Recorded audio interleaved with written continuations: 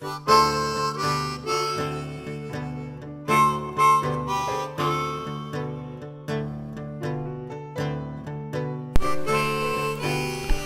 the ethical theories we looked at in the previous chapter are methods of deciding what's right and what's wrong. They are all ways of saying there is an ethical center, and it does hold. All of these theories have both defenders and attackers. Each theory has its strengths and its weaknesses. In this chapter, we will discuss critiques that affect all of the moral systems we have discussed. Remember Jean Paul Sartre, the guy who proposed radical freedom? Sartre points out that all of the major moral theories are built on the foundation of logic.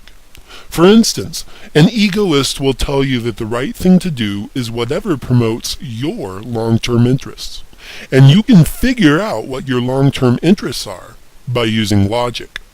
Sartre claims choice is more foundational to human beings than reason. Sartre says we choose to be rational. Choice comes before reason. No moral system can compel us to be ethical. Sartre's pitch for radical freedom ultimately questions the possibility of ethics in the first place. According to Sartre, then, we can't base ethics on logic. According to David Hume, we can't base a system of right and wrong on facts either. Hume states, no is ever implies an ought. In other words, a fact tells us how the world is, but just because the world is a certain way doesn't mean it should be that way. For example, in the United States military, women are not currently allowed to serve in combat units. That is a fact. But that fact does not mean that women should not be allowed to serve in combat units.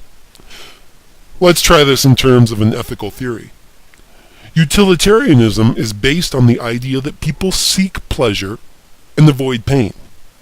Just because people do seek pleasure does not mean that it is morally good to seek pleasure.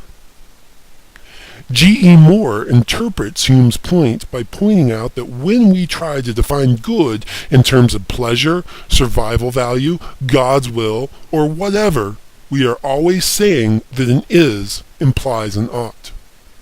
This is what G.E. Moore called the naturalistic fallacy. Every ethical theory has to deal with Sartre's challenge to logic and Hume's point about the way the world is versus the way the world ought to be. Think about these points for a few minutes before we move on to a few other objections to the traditional ethical theories.